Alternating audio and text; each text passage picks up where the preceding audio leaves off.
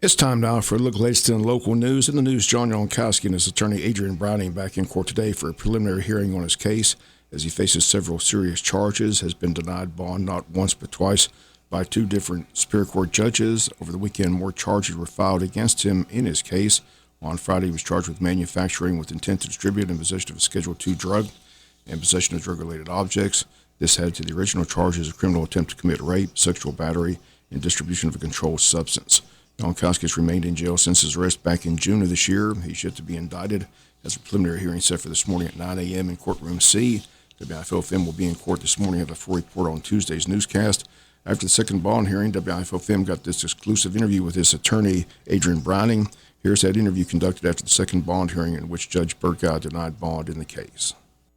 Adrian Browning, representing John Yonkowski. This case has gotten a lot of attention. The judge denied bond. I know you seem frustrated with that. Yeah, of course, we always respect the court's ruling, but it is not what we wanted. Disagree with it respectfully. He's been a lifelong resident of this community. He's worked here. He's got a family here. No criminal history, and so we put up witness after witness to testify to all of that, and believe that he's a great candidate for bond. But of course, I guess the court disagreed. It is early at this juncture. We have very little evidence. We have very little information. So based on that, I guess the court is in a posture at this point to deny it. We will be asking for reconsideration after we have a preliminary hearing in this case and hopefully get a little more information. That was the most interesting thing today. You asked for a preliminary hearing after Judge Lane denied bond, but apparently no one showed up for the preliminary hearing. Well, it was set for a preliminary hearing, and then we were notified that the officer who I guess would have testified to the probable cause was unavailable. I was a little frustrated just because it's a hearsay court. Generally, any officer can come in with his colleague's police report and set forth the facts to establish probable cause. It's a very low burden at a preliminary hearing, so it would have been ideal to have somebody else come in and testify to that, so we could have gotten a little more information, but it was apparently nobody was available, nobody could do that, so we were not able to have a preliminary hearing prior to addressing bond again. There's been a lot of discussion about a video. Does the video exist, or do you know if there's a video that I have no idea. I would love to know the answer to that. The only thing I've done in regards to a video is I've sent a preservation letter to the management at the Chop House and asked them if there was any video of that night, please preserve it for us, but I have not heard about any video, neither body cam nor from the Chop House. I hope there is video. I will say that. And through witnesses today, you brought up the fact that these supposedly undercover agents went bar hopping after they left the Chop House. They went straight to another drinking establishment. So your thoughts on that? Well, that is the evidence that I have right now. That's the information that I have. Obviously, it is still early, but I have individuals who have come to me, have purported text messages that indicate that. And then obviously we heard from a witness today who said, yes, they were here at close to midnight. Obviously, as the case progresses, this stuff will be fleshed out, but that's the information that I have right now. And one thing Judge Guy did ask, he wanted to know when a court date has been set. Apparently, there's been no indictment as of yet. They're waiting some kind of lab result. Can you tell us about that? So generally, if somebody is not indicted within 90 days, they're entitled to a bond as a matter of law. A lot of times the court wants to know if an indictment is coming, or sometimes if the DA's office is just up front and says, hey, it's going to be quite some time before we are able to take this to grand jury, the court will consider that and not having the person sit in jail for that lengthy period of time. So they do ask that a lot. I guess the state is waiting on some sort of lab result. It sounded like, I don't know specifically what or how much, but the GBI being so backed up right now, we've seen stuff like that take months and months, up to a year. So I hope that's not the case here, but I guess it could be.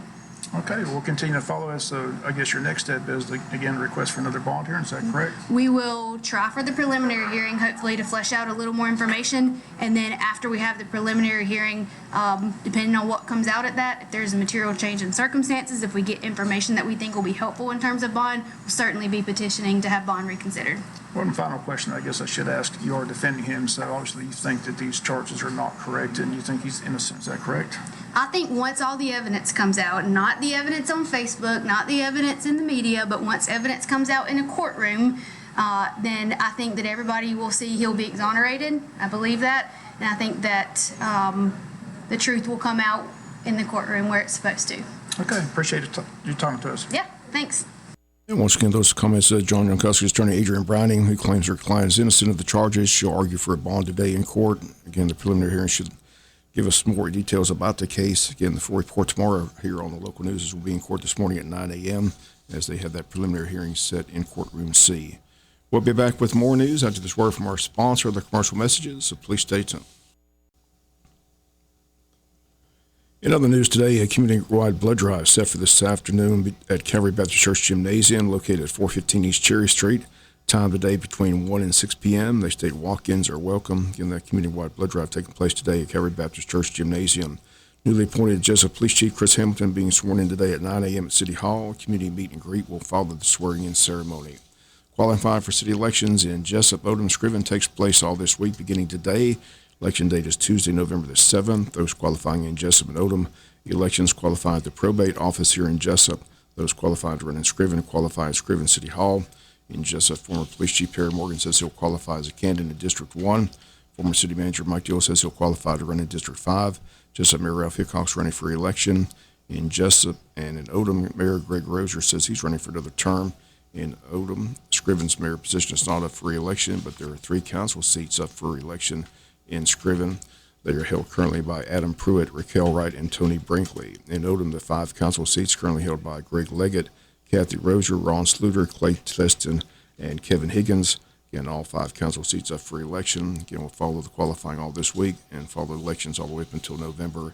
And the election date is Tuesday, November the 7th. Wayne County Board of Education has their monthly board meeting set for tomorrow at 6 p.m. at the Tech Center.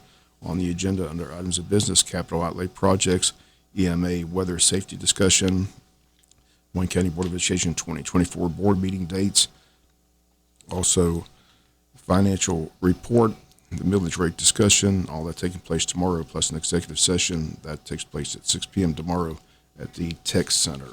On Thursday night's pregame ceremony, the Wayne County Teachers of the Year were recognized on the football field.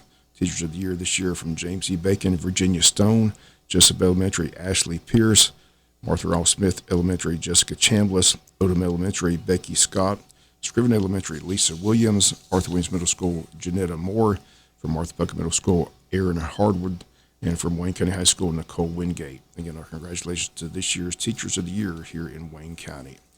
We'll be back with some final news notes after this word from our sponsor of the commercial messages, so please stay tuned. A couple final notes in the news. Benefit for Hospice of South Georgia set for this coming Saturday night at the Wayne County Farmers Market, Saturday, August 26th. 6-piece suits. The band from Florida will be on hand for entertainment. Tickets are $15. Silent auction items, food vendors, dancing. Again, it takes place this Saturday at the Wayne County Farmers Market. Time is 7:30 to midnight. Again, if you need more information or tickets, contact Kylie McGregor at 912-588-0080. And there's going to be a book signing by Gardi native Jimmy Hill, going to be in Jesup on Thursday at the Wayne County Library for a book signing. In his book, They Inspired Me, My Journey from Gardi to Tomahawk Mountain, focuses on his life starting in Gardi, Georgia, and continuing into his career with a Fortune 500 company and beyond. Once again, signed books will be available for sale. Cash, check, or card will be accepted, and that takes place Thursday at the Wayne County Library between 5 and 7 p.m. That's going to do it for the latest in local news. Sports comes your way in a few minutes. Bob Morgan, have a great day.